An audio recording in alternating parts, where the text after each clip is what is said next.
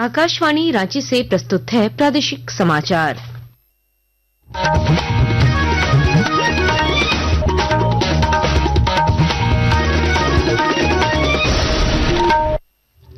नमस्कार, प्रादेशिक समाचारों के साथ मैं कामिनी। पहले मुख्य समाचार।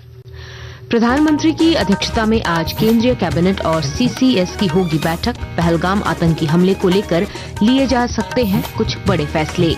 झारखंड में आतंकवाद के खिलाफ विरोध प्रदर्शन जारी। राज्य की ग्रामीण विकास मंत्री दीपिका पांडे ने नई दिल्ली में केंद्रीय मंत्री शिवराज सिंह चौहान से की मुलाकात। मनरेगा मजदूरी बढ़ाने समेत रखी कई मांगे। डीजीपी अनुराग गुप्ता के पद पर बने रहने को लेकर आज फैसला संभव। मुख्यमंत्री के रांची लौटने के बाद होगा अंतिम निर्णय। मौसम विभाग ने आज से 2 दिनों तक आंधी और बारिश का जारी किया येलो अलर्ट। प्री मानसून प्रभाव से 10 मई तक गर्मी से राहत। और सिलीगुड़ी में संपन्न तीसरी ईस्ट इंडिया स्ट्रेंथ लिफ्टिंग और इंक्लाइंड बेंच प्रेस प्रतियोगिता में झारखंड बना ओवरऑल चैंपियन। 13 स्वर्ण समेत 22 पदक किए अपने नाम। और अब समाचार विस्तार से। पहलगाम आतंकी हमले के बाद केंद्रीय मंत्रिमंडल की पहली बैठक आज होगी। कैबिनेट बैठक के अलावा सुरक्षा मामलों की कैबिनेट समिति की भी बैठक आज प्रस्तावित है। इस बैठक में पहलगाम आतंकी हमले को लेकर कुछ बड़े फैसले हो सकते हैं। इससे पहले प्रधानमंत्री नरेंद्र मोदी ने कल नई दिल्ली में अपने आवास पर शीर्ष रक्षा अधिकारियों के साथ बैठक की। इस बैठक में रक्षा मंत्री राजनाथ सिंह, राष्ट्रीय सुरक्षा सलाहकार अजीत डोभाल, प्रमुख रक्षा अध्यक्ष जनरल अनिल चौहान और तीनों सेनाओं के प्रमुख शामिल हुए। बैठक में पहलगाम में हुए आतंकी हमले पर चर्चा हुई। मीडिया रिपोर्टों के मुताबिक बैठक में प्रधानमंत्री ने कहा कि आतंकवाद को करारा जवाब देने के लिए सेना स्वतंत्र है। इधर झारखंड में पहलगाम आतंकी हमले के खिलाफ विरोध प्रदर्शन का दौर जारी है। खूंटी में अंजुमन इस्लामिया ने विशाल जुलूस निकालकर अपना आक्रोश व्यक्त किया। इस दौरान पाकिस्तान के खिलाफ नारेबाजी की गई और आतंकवाद का पुतला दहन किया गया।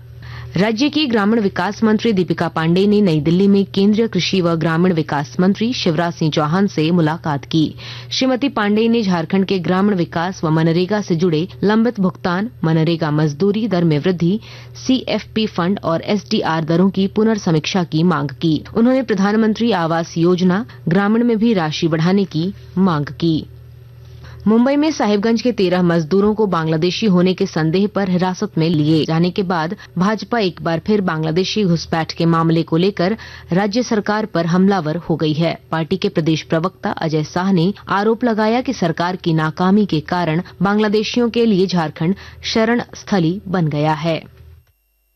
हम शुरू से इस बात को कह रहे थे और सिर्फ हमारी बात नहीं है, यहाँ पर झारखंड के हाईकोर्ट ने भी इसको कॉग्निजेंस लिया था और हाईकोर्ट ने भी कहा था कि इसकी जांच की जाए, यहाँ तक कि सुप्रीम कोर्ट ने भी इसको कॉग्निजेंस में लिया हुआ है। लेकिन इलेक्शन के पहले जब सरकार की तरफ से एक एफिडेविट फाइल हुआ था तो एफिडेविट में साफ साफ डिनाई किया गया और कहा कि हमारे जो प्रदेश में कोई भी बांग्लादेशी नहीं है। यानी ये हमेशा डिनायल मोड पे रहे। वो हमेशा उस राज्य को सबसे ज्यादा महफूज मानेगा जिस राज्य के रूलिंग पार्टी के लोग, अधिकारी के लोग मानते ही नहीं कि यहाँ पर बांग्लादेशी है।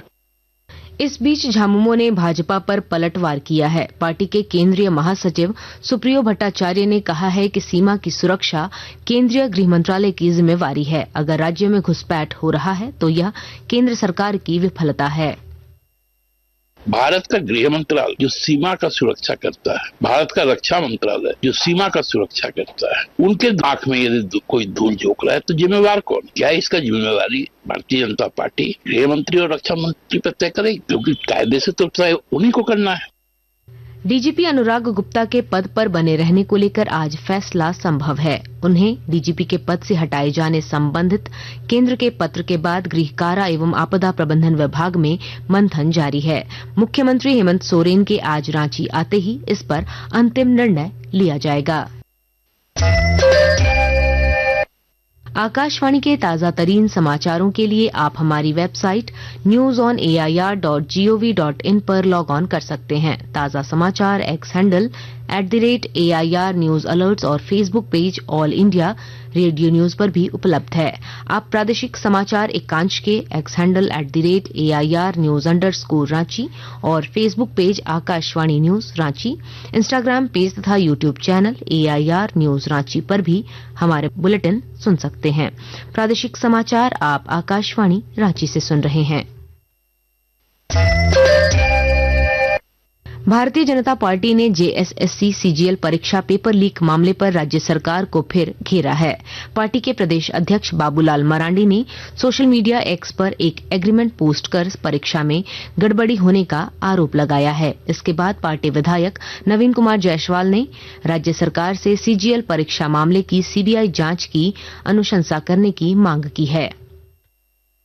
छात्रों के हित में और झारखंड के नौजवानों के भविष्य को देखते हुए राज्य सरकार को अनुशंसा करके सीबीआई को भेजना चाहिए और इसमें ट्रांसपेरेंसी के साथ अगर आप निष्पक्ष हैं, आपके मन में कोई खोट नहीं है, तो आप इसको सीबीआई जांच करा दीजिए। इधर झामुमो ने कहा है कि इस मामले की जांच सीआईडी कर रही है। पार्टी के वरिष्ठ नेता मनोज पांडे ने कहा कि इस मामले के अदालत में होने के बाद भी भाजपा द्वारा सीबीआई जांच की मांग उठाना बेबुनियाद है।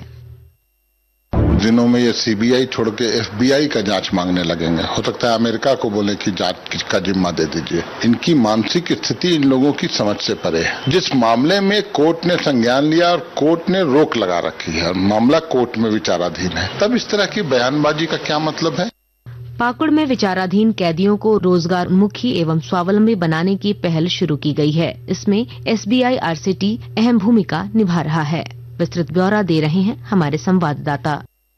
प्रधानमंत्री के हुनर है तो कदर है के सपने को साकार करने में पाकुड़ मंडल कारा के विचाराधीन कैदी जुटे हुए हैं। प्रशासन की पहल पर भारतीय स्टेट बैंक ग्रामीण स्वरोजगार प्रशिक्षण संस्थान चयनित विचाराधीन कैदियों को मशरूम खेती का प्रशिक्षण दे रहा है। विचाराधीन कैदियों को मशरूम खेती के अलावे वित्तीय समावेशन, लेन देन, लेखा जोखा का प्रशिक्षण दिया जा रहा है ताकि जमानत पर रिहा होने के बाद ये कैदी मशरूम की खेती कर अपना और परिवार का भरण पोषण बेहतर तरीके से करने के अलावे अपने सामाजिक जीवन में बदलाव ला सकें। राम प्रसाद सिन्हा, आकाशवाणी समाचार, पाकुड़। और अब कुछ संक्षिप्त खबरें। राष्ट्रपति द्रौपदी मुर्मू ने जस्टिस बीआर गवई को अगले मुख्य न्यायाधीश के रूप में नियुक्त किया है। वे 14 मई से कार्यभार संभालेंगे। CISCE आज कक्षा 10वीं और 12वीं परीक्षाओं का परिणाम जारी करेगा। नतीजे सुबह 11 बजे घोषित होंगे। एटीएम से पैसा निकालना 1 मई से महंगा हो जाएगा। रिजर्व बैंक ने बताया कि अब एटीएम से निःशुल्क रकम निकासी की सीमा पार करने के बाद हर निकासी पर 23 रुपए शुल्क देने होंगे। और अब मौसम का हाल। मौसम विभाग ने आज से 2 दिनों तक आंधी और बारिश का येलो अलर्ट जारी किया है। पिछले कई दिनों से अलग अलग हिस्सों में हो रही बारिश से तापमान में भारी गिरावट आई है और लोगों को गर्मी से राहत मिली है। मौसम विज्ञान केंद्र रांची के वैज्ञानिक अभिषेक आनंद ने बताया, प्री मानसून गतिविधियों के सक्रिय होने के कारण मौसम में बदलाव आ रहा है। उन्होंने बताया कि 10 मई तक लोगों को गर्मी से राहत मिलती रहेगी। सिलीगुड़ी में संपन्न तीसरी ईस्ट इंडिया स्ट्रेंथ लिफ्टिंग और इंक्लाइंड बेंच प्रेस प्रतियोगिता में झारखंड ओवरऑल चैंपियन बना है। झारखंड के खिलाड़ियों ने 13 स्वर्ण, 7 रजत और 2 कांस्य पदक हासिल किए। उधर महाराष्ट्र के कोल्हापुर में आयोजित 68वीं राष्ट्रीय स्कूली फुटबॉल प्रतियोगिता में झारखंड के खिलाड़ियों ने शानदार प्रदर्शन किया है। 14 वर्ष आयु वर्ग में झारखंड ने 2 और पदक जीते हैं। बालिका टीम ने रजत और बालक टीम ने कांस्य पदक हासिल किया। और अब अखबारों की सुर्खियां। रांची से प्रकाशित सभी प्रमुख अखबारों ने प्रधानमंत्री नरेंद्र मोदी द्वारा सेना प्रमुखों के साथ की गई बैठक की खबर को प्रमुखता दी है। हिंदुस्तान ने लिखा है, धनबाद आतंकी कनेक्शन केस में एक और गिरफ्तारी। दैनिक भास्कर की सुर्खी है, दोबारा पद संभालते रिम्स निदेशक ने मंत्री का फैसला पलटा, 3 फैसले लिए। दैनिक जागरण लिखता है, आज लौटेंगे सीएम, 3 को पेंशनरों व वकीलों के लिए लॉन्च करेंगे स्वास्थ्य बीमा योजना। प्रभात खबर के शब्द हैं, 8वीं बोर्ड का रिजल्ट जारी होने तक 9वीं में होगा विद्यार्थियों का प्रोविजनल नामांकन। अंत में मुख्य समाचार एक बार फिर। प्रधानमंत्री की अध्यक्षता में आज केंद्रीय कैबिनेट और सीसीएस की होगी बैठक। पहलगाम आतंकी हमले को लेकर लिए जा सकते हैं कुछ बड़े फैसले। झारखंड में आतंकवाद के खिलाफ विरोध प्रदर्शन जारी। राज्य की ग्रामीण विकास मंत्री दीपिका पांडे ने नई दिल्ली में केंद्रीय मंत्री शिवराज सिंह चौहान से की मुलाकात। मनरेगा मजदूरी बढ़ाने समेत रखी कई मांगे। डीजीपी अनुराग गुप्ता के पद पर बने रहने को लेकर आज फैसला संभव। मुख्यमंत्री के रांची लौटने के बाद होगा अंतिम निर्णय। मौसम विभाग ने आज से 2 दिनों तक आंधी और बारिश का जारी किया येलो अलर्ट। प्री मानसून प्रभाव से 10 मई तक गर्मी से राहत। और सिलीगुड़ी में संपन्न तीसरी ईस्ट इंडिया स्ट्रेंथ लिफ्टिंग और इंक्लाइंड बेंच प्रेस प्रतियोगिता में झारखंड बना ओवरऑल चैंपियन। 13 स्वर्ण समेत 22 पदक किए अपने नाम। इसके साथ ही आकाशवाणी रांची से प्रादेशिक समाचार का ये बुलेटिन समाप्त हुआ। अगला प्रादेशिक मुख्य समाचार 10 बजे प्रसारित किया जाएगा। नमस्कार।